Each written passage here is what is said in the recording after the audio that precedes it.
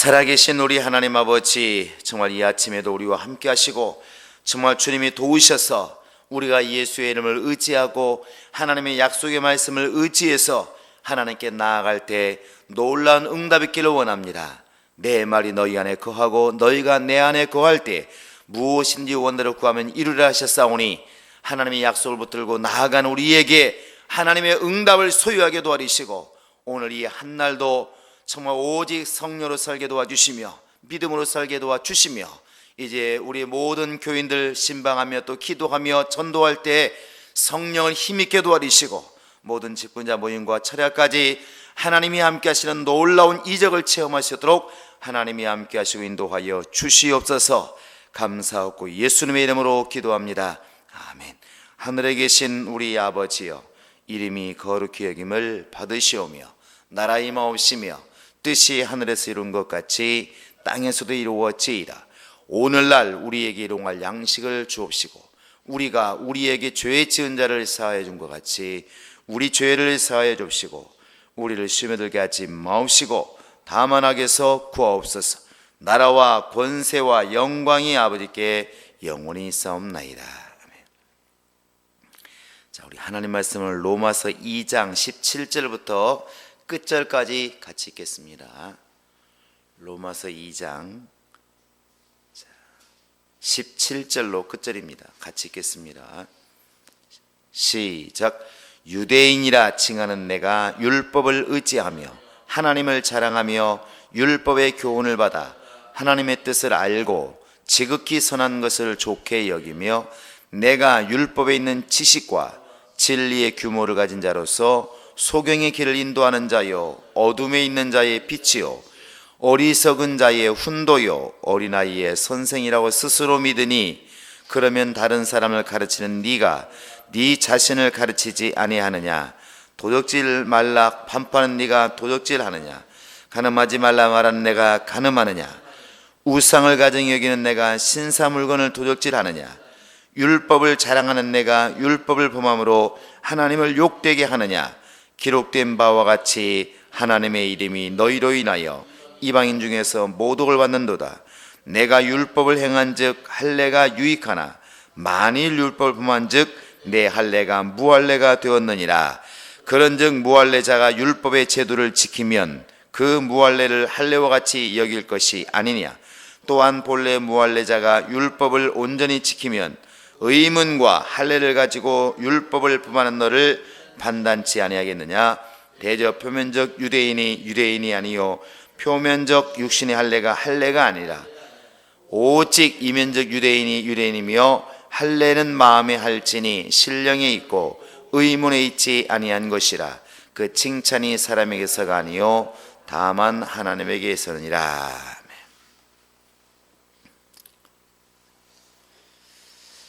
오늘 이 본문에 보면 유대인이라 말하는 사람들 자칭 스스로가 나는 유대인이고 유대인 중에서도 상당히 믿음을 잘 가지고 있는, 율법을 잘 지키고 있다고 생각하는, 그러나 언뜻 보면 외식하고 있는 그들을 향해서 지금 책망하는 이렇게 말씀입니다. 뒤에 이미 28절에 나와 있는 것처럼 표면적 유대인이 유대인이 아니다, 표면적 육신의 할례가 할례가 아니다, 이렇게 나와 있습니다. 유대인들이 죽어도 이렇게 지켜야 될 게 뭐냐? 바로 두 가지가 있는데, 하나는 할례고 하나는 율법을 지키는 겁니다. 준수하는 것이죠.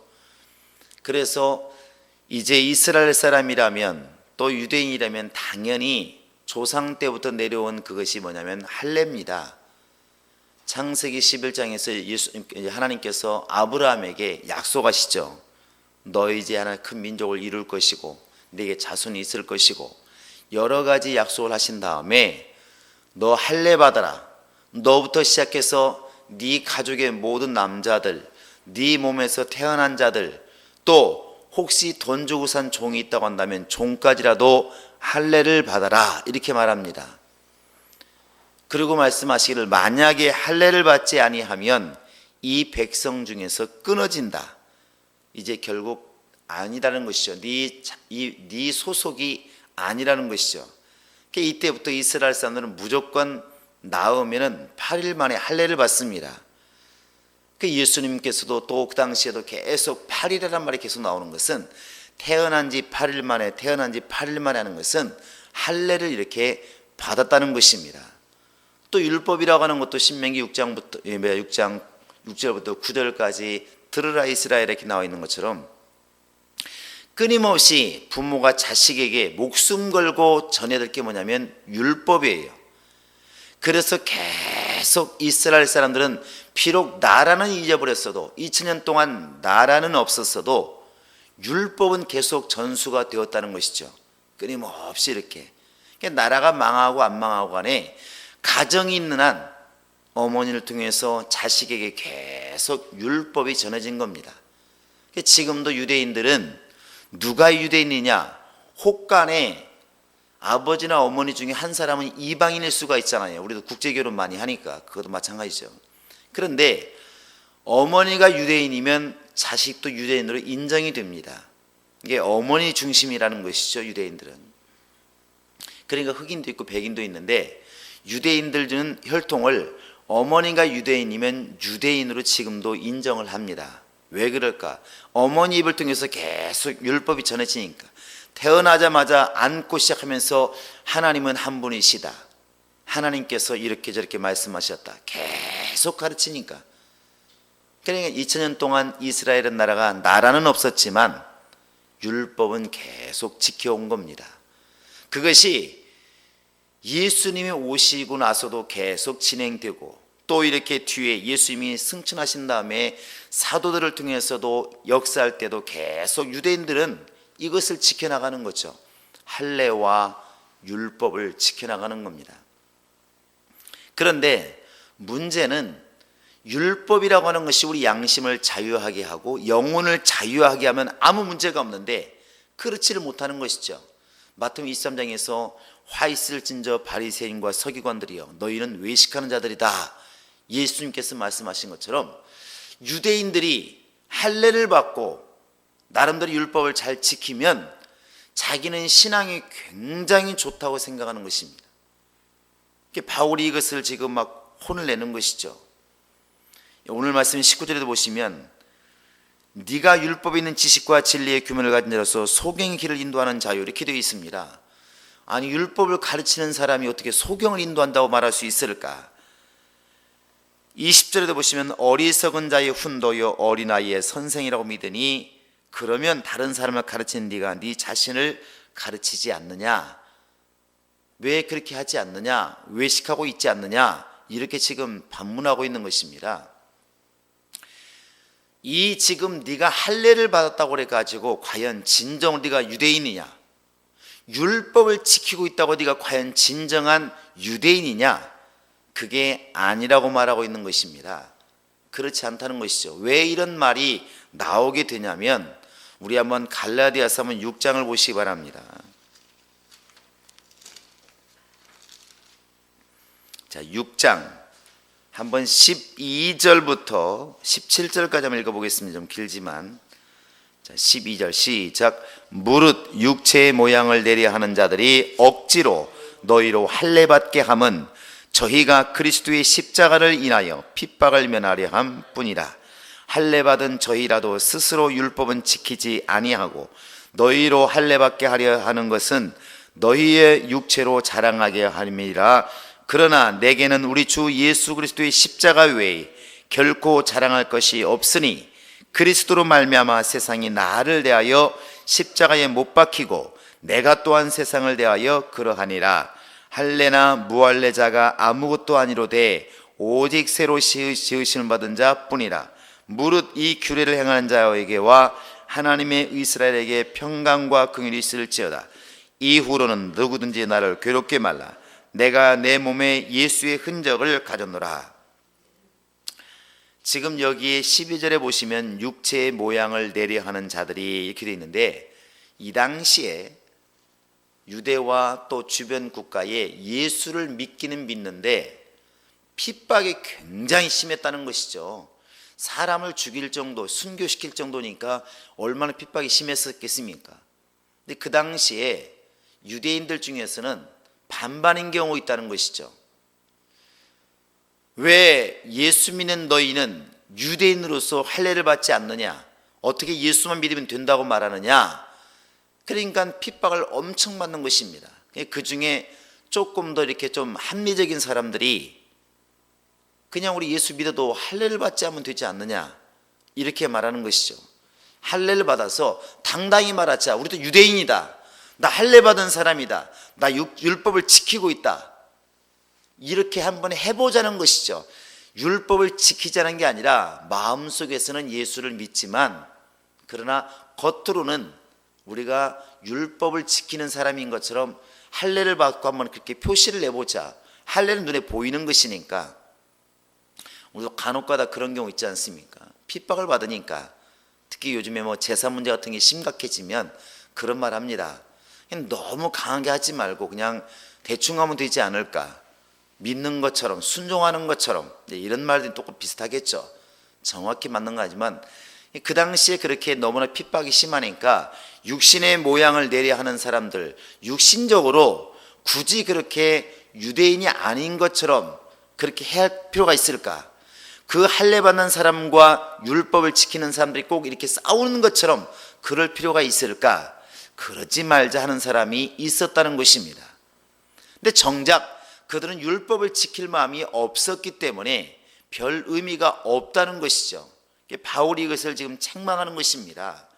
너희는 지금 할례를 받고 있지만 그러나 할례 받은 것을 갖다가 핍박을 면하려고 하는 그런 모습이 있을지라도 어차피 율법을 지키려고 하는 것도 아닌데 뭐하러 그렇게 하느냐?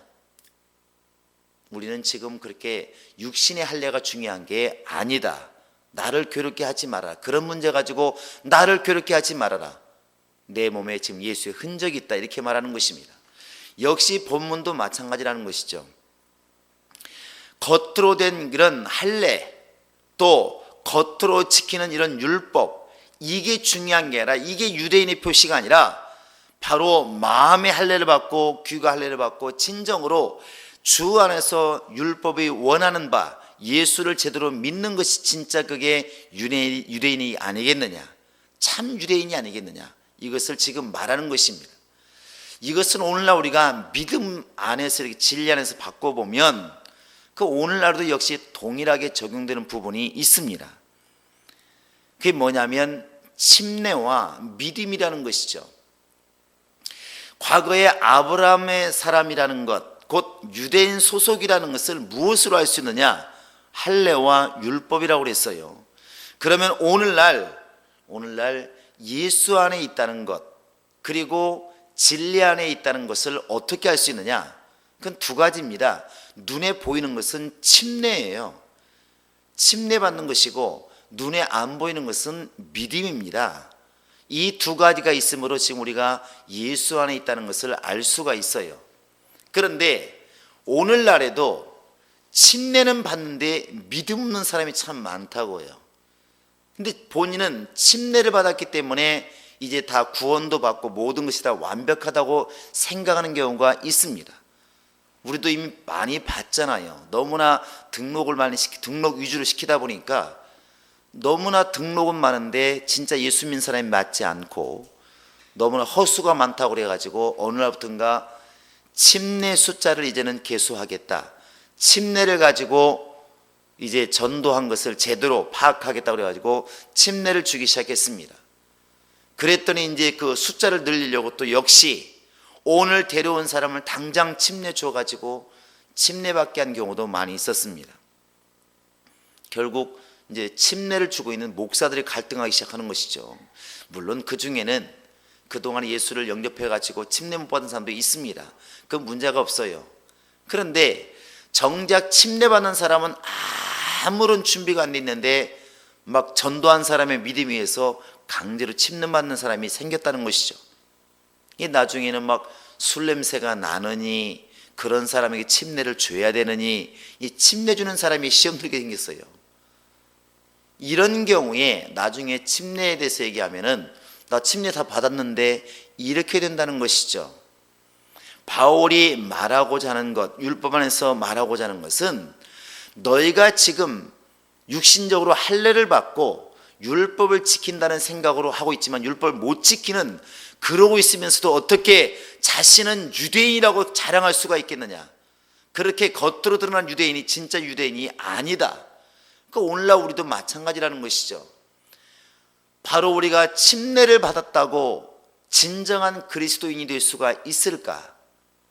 그 속에 믿음 없이, 믿음의 고백 없이, 예수를 정말 구주로 시인하고 참으로 믿는 믿음 없이 할례가 아니죠, 침례를 받았을 때 그 침례가 온전한 침례가 될 수 있을까?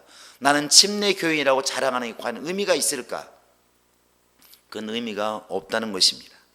베드로는 3장 21절에 보면은 물이라고 하는 것, 이 침례라고 하는 것이 구원의 표라고 나와 있지만 이것이 우리 육신의 모든 더러움을 씻어주는 것이 아니라고 그랬습니다.